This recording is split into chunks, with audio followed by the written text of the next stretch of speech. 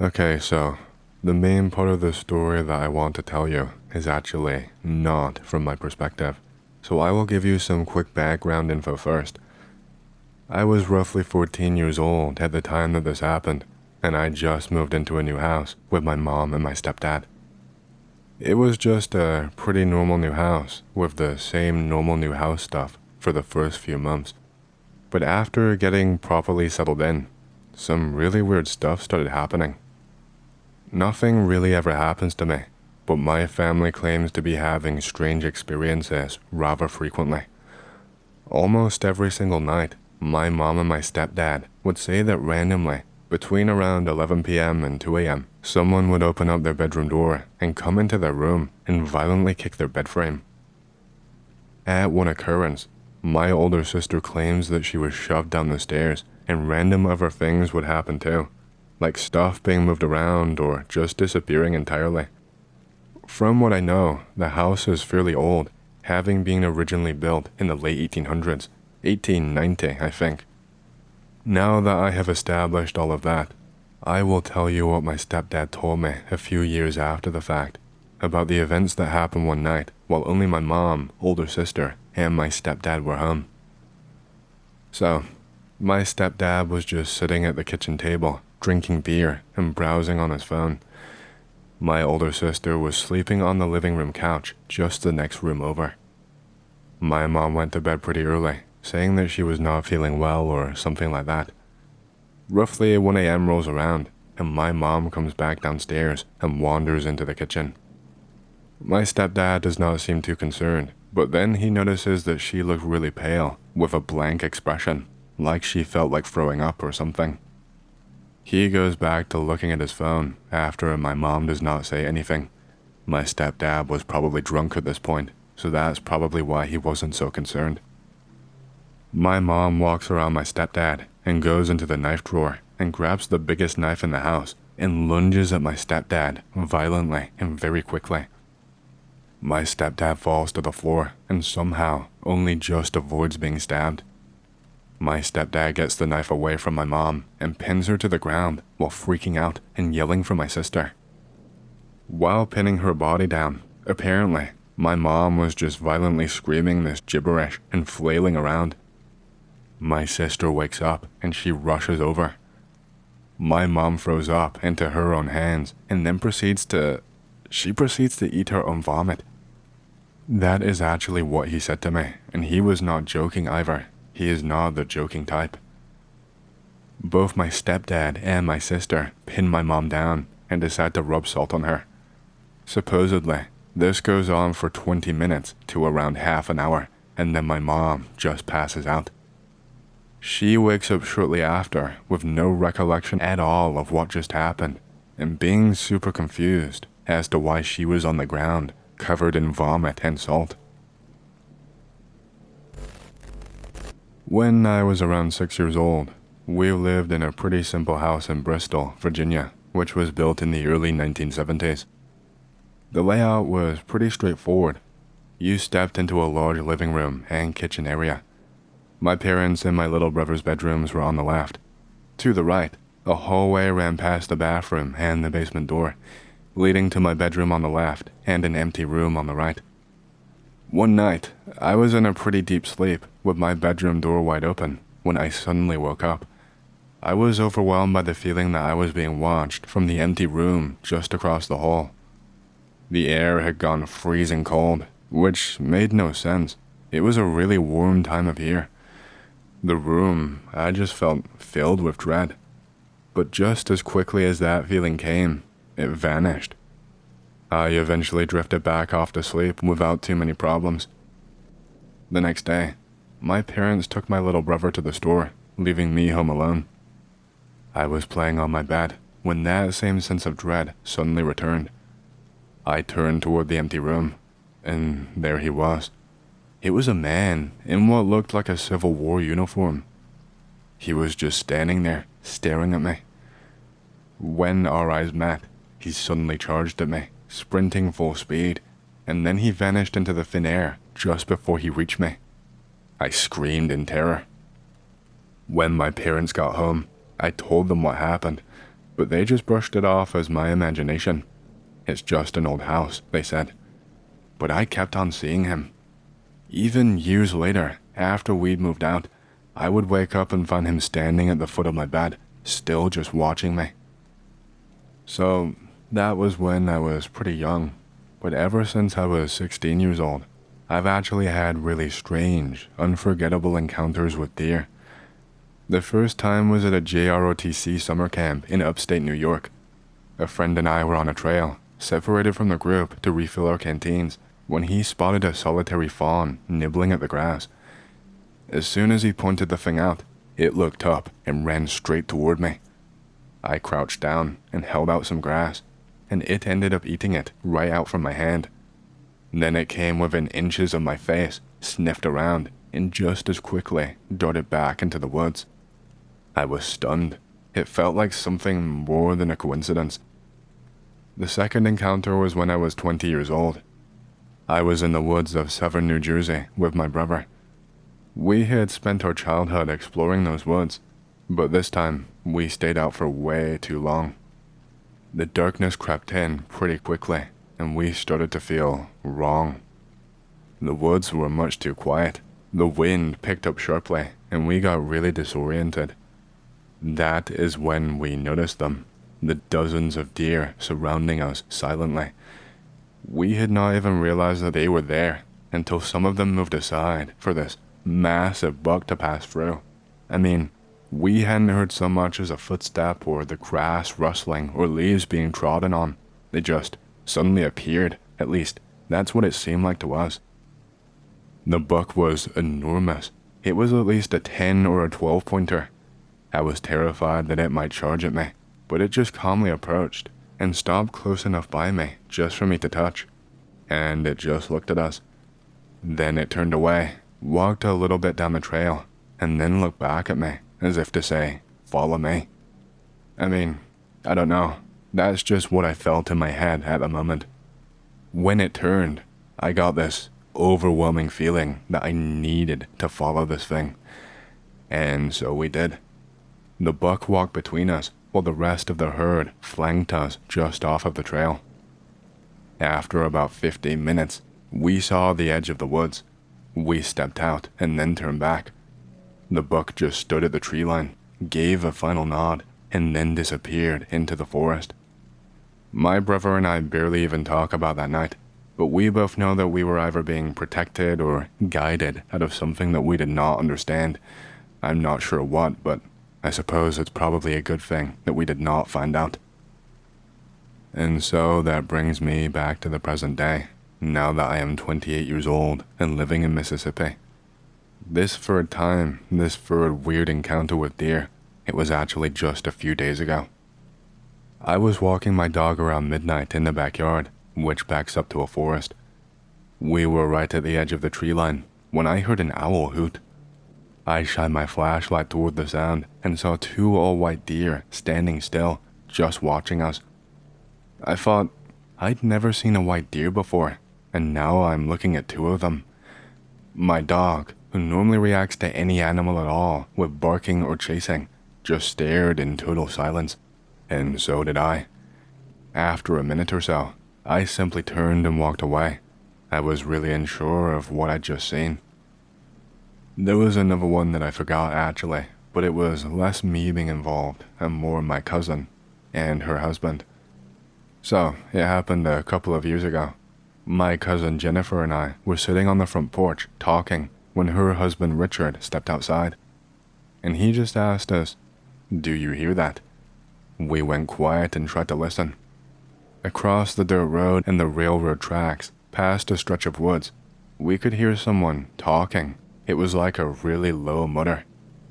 Even with the wind howling, it was completely unmistakable. Richard grabbed the flashlight and the dogs. Oddly enough, they were not barking, just staring at the woods, almost frozen in place, not daring to move. We both told him not to be stupid and just to come back, but of course he did not listen. We just waited there, tensely, figuring he could handle himself. 30 minutes passed by, and there was still no sign of him. We both called out for him, but we got no answer. so I told my cousin that we should go and look for him. She looked at me like I was crazy, but I was already walking. I'm not scared of much, and with all of my previous encounters, I figured it would just be fine. We headed toward the tracks. The wind was howling so loud, we actually had to yell to hear each other. It was pitch dark, there was no moon and no light around. Out of nowhere, Jennifer just started screaming out, "There he is!" Up ahead, maybe a football field's distance away, we saw a light. I was feeling relieved, but as soon as I did feel that, the light began to dim, and then it vanished. I was wondering what the hell he was doing. We both started calling for him again, but there was no answer. Then the light reappeared, but it was closer this time. Jennifer started yelling out his name. My heart was pounding, but I couldn't really work out why. The hair on the back of my neck was stood up. The light began to fade again, slowly, and then just disappear completely. Jennifer was asking me what was going on, and I didn't have an answer. We were just stood there, frozen. And then the light came back again, this time almost right in front of us. I could not really make out anything but the light, but Jenny just suddenly screamed for me to run, and that overwhelming feeling of dread got even worse. And yeah, when she said this, I just felt the urge to run, like I shouldn't stay there. So we ran, panicked and screaming all the way back to the house. We collapsed inside, trying to make out what was going on, trying to work out what made us feel so frightened. Another 20 minutes passed by, and we decided that maybe we had to call the police, because we had no idea where he had gone to. I picked up the phone, but before I could even dial, the front door flew open. We jumped up. It was Richard. We asked him where the hell he went. We asked him if he was the asshole with the flashlight, acting like an idiot and scaring us. But Richard just looked completely confused and said, "No." He told us that he was way down past the bend, about a mile upwards. I grabbed his flashlight, trying to make it flicker or dim the way that we saw it before, but no matter what we did, it wouldn't. It was just a steady beam. We still don't know what that light was, but if it had been Richard, the dogs would have run to him, and if someone had been running that fast, close enough to sneak up on us like that, we would have heard footsteps or rocks or branches or something. And also, the distances that the light moved, when it would flicker on and then come back off, no human could actually move that quickly. To this day, I have no idea what we saw, but I have never forgotten it. Okay, so I am a Virginia native. I was 13 years old when I decided to try hunting for the first time with my grandfather and my dad. We aren't Hicks, by the way. We just really like to hunt. We were about 20 miles away from Seaville, in the middle of absolutely nowhere, literally miles away from the next closest human. There's not even anyone on rural land out here with a farmhouse and shit. That's how far away we are. We take a 15-minute drive into the woods from a road that has only ever been used by my family when we hunt, and maybe some lost travelers. We arrive at our cabin. It was a bit unkempt and seemingly abandoned. The walls in the big main room are lined with skulls and deer antlers and bear skins and stuff. We unpack our things and settle down in the cabin. It's about 3 o'clock in the afternoon, so we don't really have any time to hunt today. My grandfather and my dad give me a walk around the property. We get out to a very remote tree stand, and Grandpa tells me that no one ever uses it because it's like 2 miles away from the cabin. As we arrive, we smell something very, very awful. It's worse than a skunk or anything else I've ever really smelt in my life. This isn't gonna be a spooky skinwalker story, don't worry. My grandpa and my dad smell it too. We decide to turn back because of this rancid odor. The next day, my dad walks me out to my tree stand. I am armed with a 30-06, a gun I'm familiar with and can shoot pretty well with. We get to my tree stand, where I will be spending the next 10 to 12 hours waiting for anything killable. I say farewell to my dad, I wish him luck, and I ascend to my post. Fast forward about 8 hours. It's really boring, and I didn't see a damn thing. I decide to head back to the cabin just to eat. I descend the ladder of the stand, throw a rifle over my shoulder, and I get on my way. It's about a 20-minute walk to the cabin. There is no clear path to follow. I just have to wander through the woods in the cabin's direction until things start to look a lot more familiar. Fast forward like 5 to 10 minutes of this wandering. I am walking past a big group of seemingly random evergreen trees. They are so thick, I can't imagine anything of substantial size navigating them. There are these small paths along the bottom. I assume they were used by foxes and maybe small coyotes or something. I am looking in the evergreens. I hear something running very quickly through the fallen leaves at the bottom of a nearby hill, roughly 200 feet away. I turn around and I ready my weapon. This could be the moment I've been waiting for. I can't see shit, but I can still hear movement. I decide to start moving to get a bit of a better look. I am between a large forked tree. I finally get a decent look at what's been causing all of the ruckus.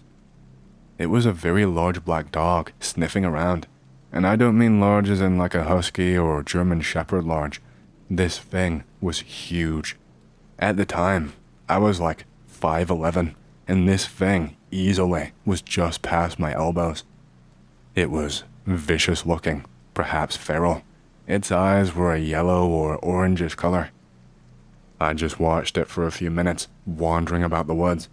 Eventually, it runs off into the forest, out of my sight.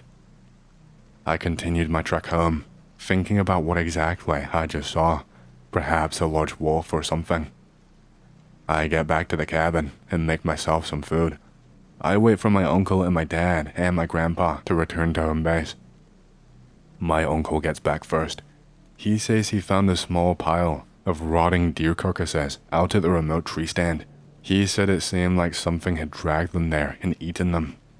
On his way back, he said he heard something very big moving very quickly through the woods, but he never saw anything. I don't know if this story was paranormal or if it was real or what, but that's the spookiest thing I've ever had happen to me, outside of your usual stereotypical ghost encounters. Okay, so this happened to me when I was 17 years old, and I was living in Scotland at the time. My mom, my brother, and I decided to go and visit my dad, who was working in Thurso at the time. This is in the very, very north of Scotland. We arrive at this really old building, which had been turned into a hotel. My dad greets us and all of that stuff. We book into the room, and I say to my bro, who was 15 years old at the time, that we should go and explore in the nearby forest. We do so the very next day. It is thick, dense fir trees all around. The ground was covered in pine needles. Pretty soon, we come across some spent shotgun shells. At first, my bro is pretty creeped out, but I tell him that it will just be hunters shooting pheasants. This calms him down a little, and he suddenly decides that the shells are cool, and he starts collecting them and insisting that we go deeper. Going even further in, the forest suddenly seems very quiet all of a sudden. We both feel suddenly cold. There is not a sound around apart from our own footsteps. It's only around 4 p.m. by this point, and the trees seem to close in around us. We eventually come across a small set of ancient stone bricks. These are really old, blackened with age, and many of them are covered up with moss. I think that maybe we had stumbled across an old Scottish fort, well, the ruins of it, and we decided to dick around there for just a while, picking up the smaller stones and pretending that they are holy relics that we had just found.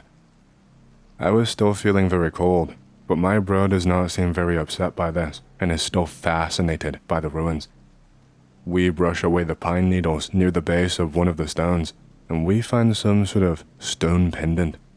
It isn't the usual pentagram bullshit, but it is a small circular thing with a square hole going through the center. The thing is no bigger than the size of a circle made by putting your index finger and your thumb together. I suddenly hear a loud as hell snap, like a twig being stood on. That's what we suddenly heard. I spin around, and I see that my bro is staring into the forest. I hear him muttering to himself, Something about how he could have sworn that he saw a hooded figure just moving around. I say that it could maybe have been a farmer, but he insists that the cloak looked old. I am suddenly overcome with goosebumps, and I want out of that whole area. I tell my bro that we are leaving.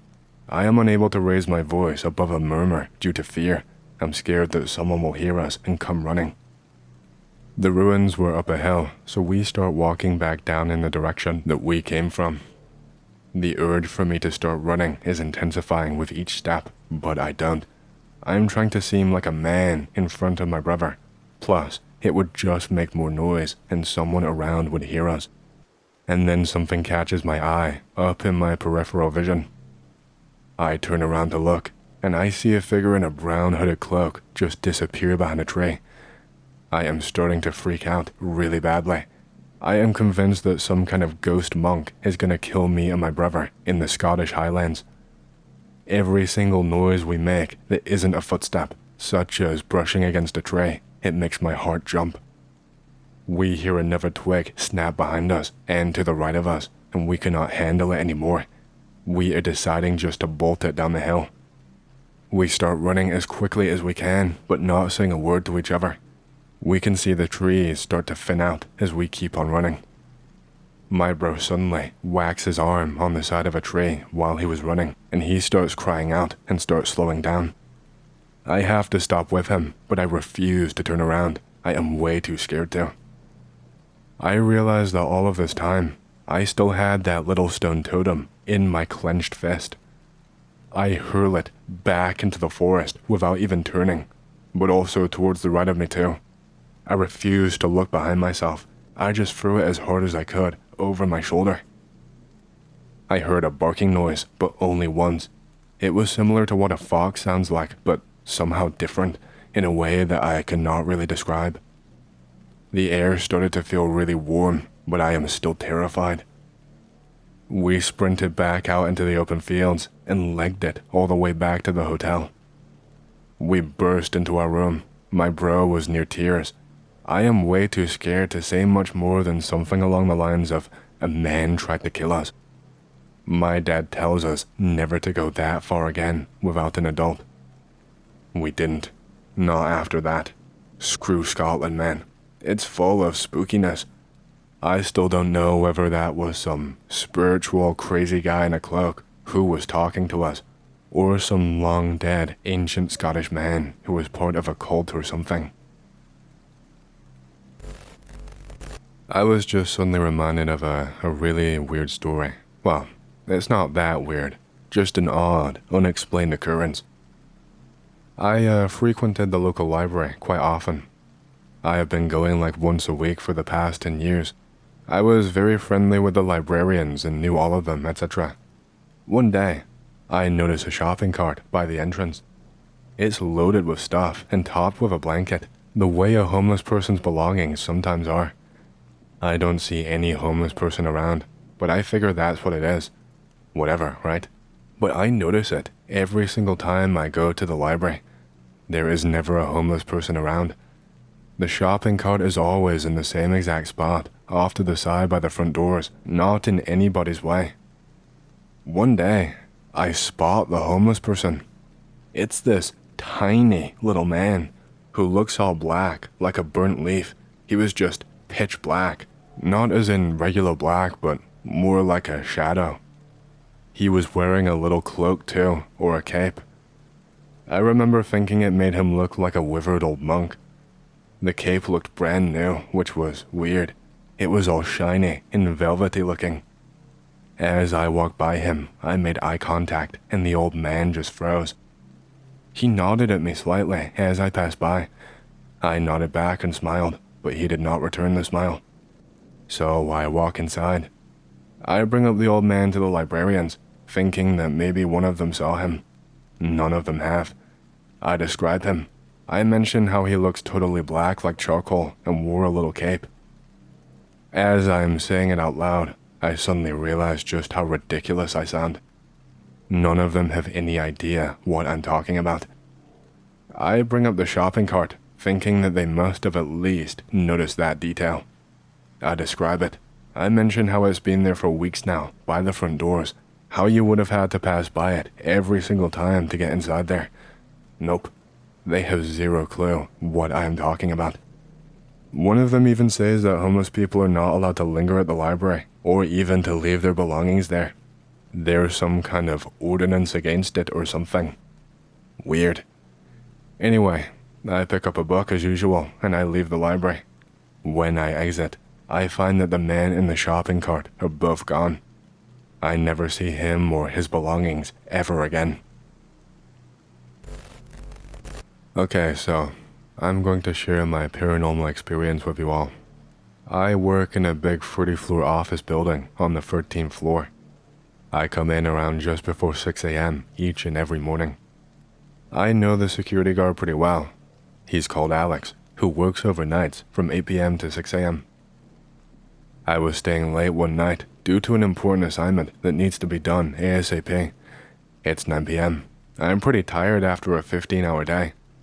I go to take a piss before I wrap all of my stuff up. I go to the bathroom. I hear some really weird sound in a stall, like someone groaning, and not in pleasure either. You okay there, buddy? The sound just stops. I think, whatever. I finish pissing, and then I go back to my office. The office has your generic wooden door in the hallway, but we have a biometric glass door inside, past the wooden doors. I go and pack my stuff up. I suddenly think I hear someone trying to open up the glass door. Nah, can't be. Both security and the cleaners have access cards, so there's no way someone would be fumbling around. They would just come straight in. Then I hear the distinct tapping on glass sound. I slowly walk over to the door. In between the taps, I can hear that same groaning sound from the bathroom. I am too much of a pussy to peek around the corner to see who is at the glass door. There is a back exit to the hallway, but I do not want to wait around at the elevators with the possibility of whoever is at the door hearing me. The two main staircases are also out in the hallway, but we have access to the building's internal staircases from my office. I take it down to the lobby. Alex is there. I explain the situation. He tells me he will check it out. I come in right before 6 a.m. the next day as usual. I am going to ask Alex what he found. But Alex is not there. It's another security guard at the desk. I ask him where's Alex. Apparently, Alex called during his shift that he is quitting and leaving immediately. I am not sure I want to know what he saw that spooked him enough to quit on the spot, but I do not stay at work that late anymore. Okay, so I have a really weird story that actually just happened to me a few nights ago. So, I headed down to my local casino because I wanted to use my free play. I'm not really a gambler. Well, okay, I am a gambler, but I've been trying to stop.